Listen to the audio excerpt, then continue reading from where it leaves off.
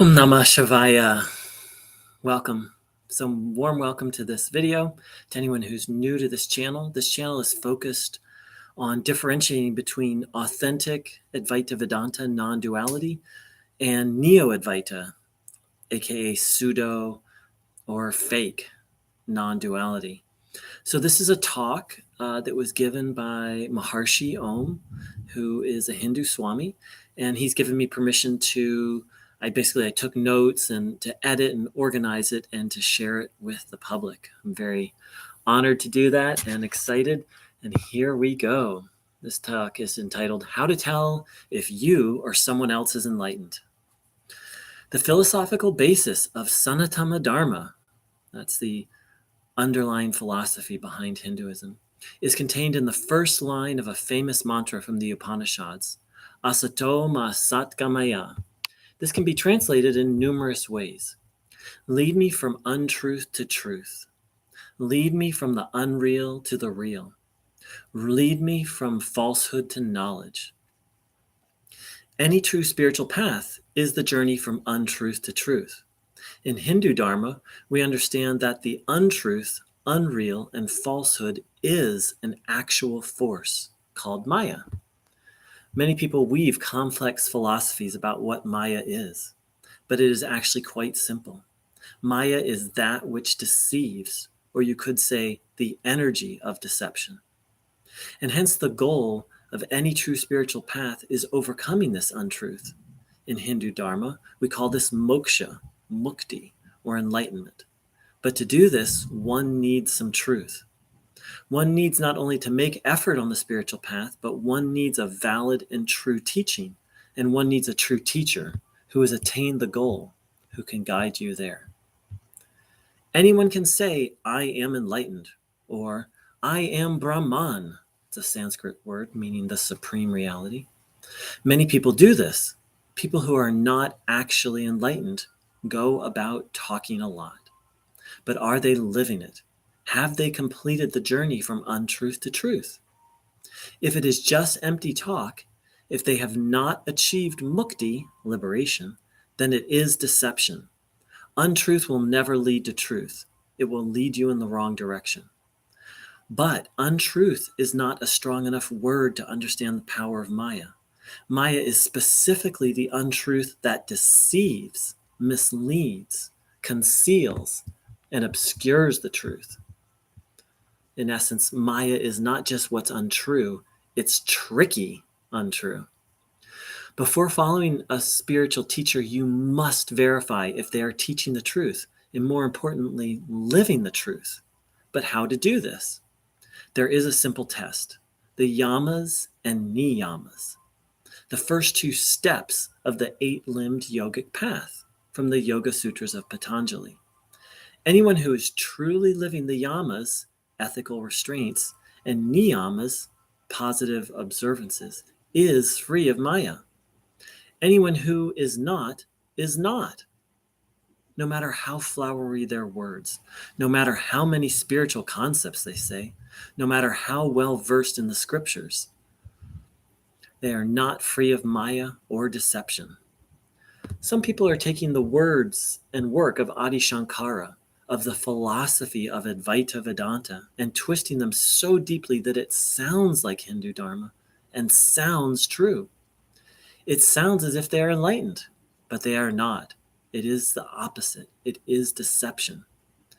Neo-Advaita is a term that scholars and teachers within Sanatana Dharma are calling this watered-down version of Advaita Vedanta. The fundamental difference between actual Advaita Vedanta and this Neo-Advaita is the difference between experience and mental constructs. Enlightenment is not a set of words or beliefs. It is not a mental thing. Moksha is to live in samadhi, samadhi meaning union with God. Moksha is to live in samadhi, to live in continuous communion and union with Brahman, the supreme reality.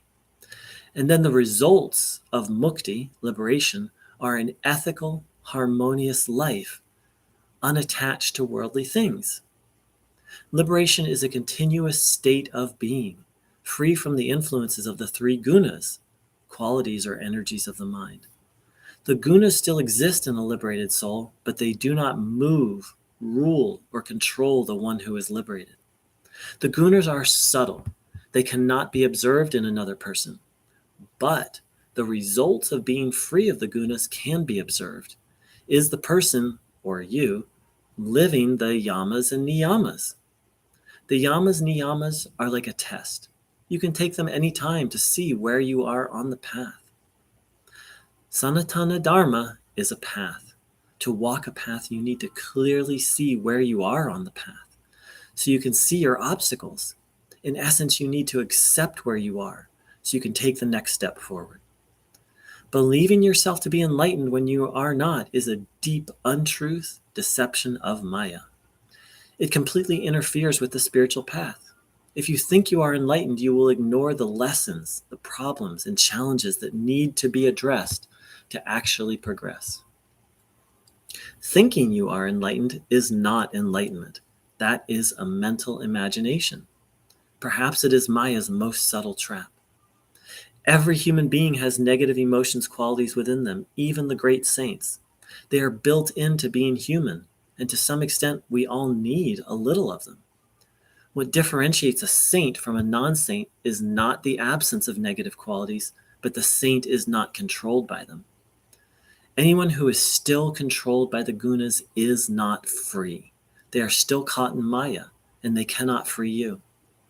That is why a true guru is needed, one who has risen above, because Maya is subtle. Maya is powerful and cunning. Only one who is truly free can lead another to freedom.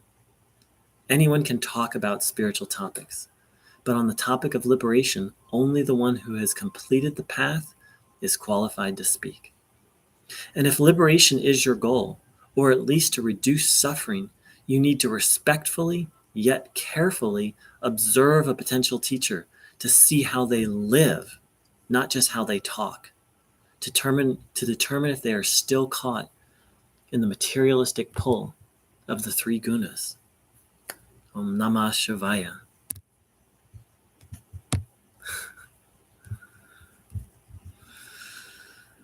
So I hope you enjoyed that. I don't know that I have much to add to it. I spent over 2 decades in the Neo-Advaita scene, and, behavior was completely dismissed as irrelevant. However, in actual Advaita Vedanta, behavior is considered essential.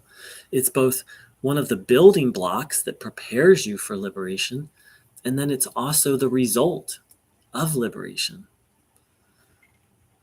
And so here Swamiji points out that if someone is not living an ethical life, in essence, if they're not walking the talk, then it's just talk. It's not actually liberation.